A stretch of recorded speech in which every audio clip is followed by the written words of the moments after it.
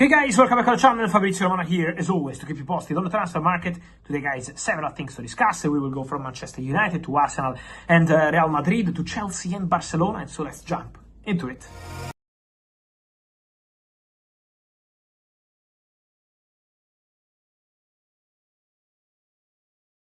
Guys, with the market always moving, with the news always coming, with things always happening, even with the window closed, but always to comment on several things and to bring you behind the scenes of several things on the transfer market and not only. And I wanted to start from a transfer case we had during the final weeks of the summer transfer window, and was the case of Fermin Lopez, the Spanish midfielder from Barcelona, who scored last night, who started in a fantastic way this new chapter of the summer. Hansi Flick, after the game, says, finally the transfer window is over, finally we can focus on the pitch, because the feeling at Barcelona is that Fermin was maybe affected in his performances. Apart from the Gamper Trophy against Como, he was fantastic, but in the opening official games of the season, and maybe Fermin was affected by all this speculation, by all these rumors, and by the bid, because Chelsea sent an official bid to Barcelona for Fermin Lopez, 40 million euros. But what's important to mention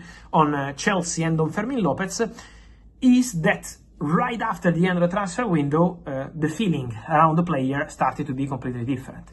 More relaxed, more focused. Fermin started doing fantastic things again for Barcelona, as he always did in the recent years. What about Chelsea, guys? Fermin sent a clear message after the game. He said, I never had any sort of doubt. I never had any problem. I always wanted to stay at Barcelona. And also in terms of future, he said, I hope to be able to stay here for many years. This is a very important message from Fermin, because from Premier League clubs, and especially from Chelsea, the interest was there a long time ago.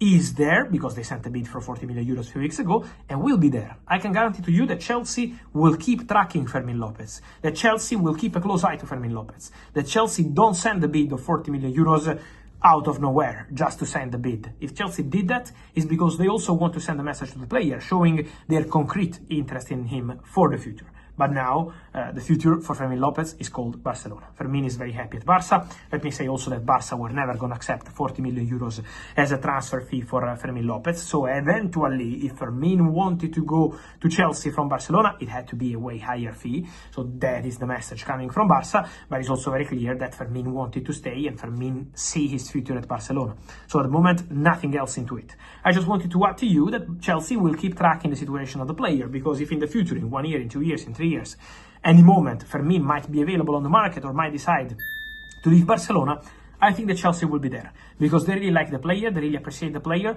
and so the appreciation will remain. But again, the love of Fermin Lopez is very clearly called Barcelona. On the other side, guys, of Spain, and also touching on the other side of London, because on William Saliba, Mikel Arteta in the recent days said about Bukayo Saka and William Saliba, new contract talks are very good, are going very well. The players want to stay. This is a very positive message. So Mikel Arteta is very confident on Arsenal extending the contract of Bukayo Saka and also William Saliba. I think the main focus will be Saliba, because for Saka, for sure, the conversation is already very positive. I think Arsenal will not have big problems to extend this contract. For William Saliba, obviously, there is this constant speculation about Real Madrid.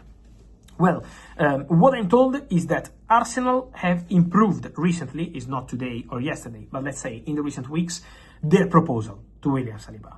So Arsenal made an important proposal to the player. Arsenal want to extend his contract. Arsenal want Saliba to feel as a crucial part of a big project, of an ambitious project, where they are doing something really special at the club. And so this is what Arsenal are trying to do with William Saliba, trying to have a green light from the player, not just on the financial part, but also on the leadership role they want to give him.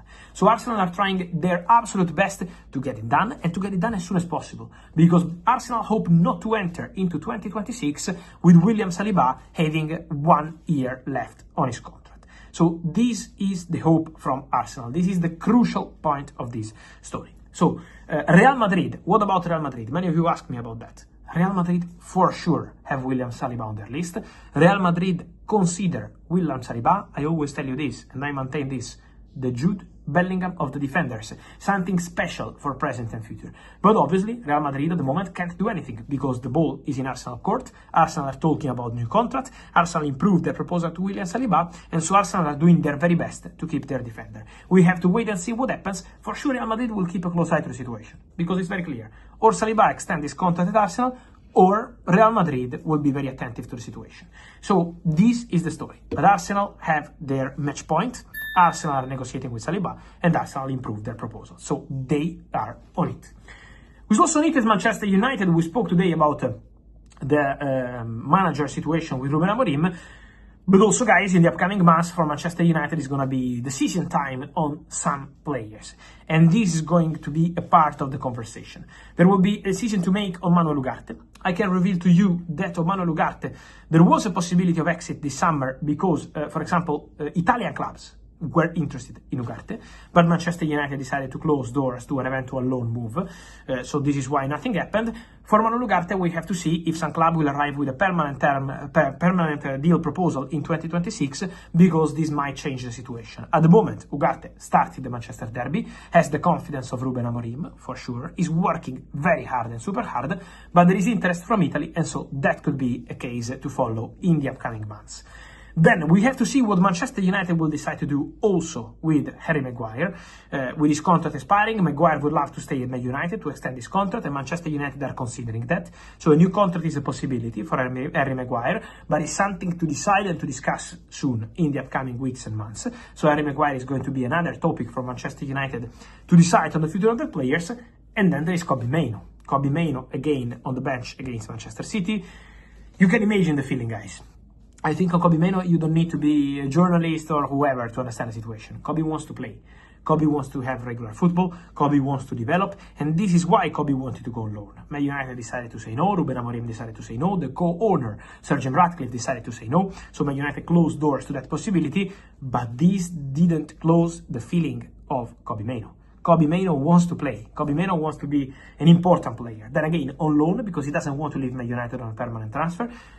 But this desire has not stopped, and to be on the bench in the Manchester derby once again, obviously, for Kobbie Mainoo, is disappointing. So Kobbie doesn't want the spot to be guaranteed just because he's Kobbie Mainoo. But Kobbie wants to play. Kobbie needs to play. Kobbie wants to go to the World Cup. Kobbie wants to do his best for Man United. So for sure, this is a topic that is going to continue for the next 2-3 months. Because if in January the situation will continue like that, there is the possibility that Kobbie Mainoo will ask again Manchester United to go. So this is a situation we have to follow, because to see Kobbie on the bench again maybe could be something that in the next weeks could open doors to new discussions for 2026. And so, guys, let me know your thoughts on all these stories, from Fermin Lopez to William Saliba, Manchester United decisions needed. What's your feeling on all those stories? I wait for your opinion, guys, here in the comments. Remember to like this video, turn on the notification bell, subscribe to the channel. See you soon with Fabrizio.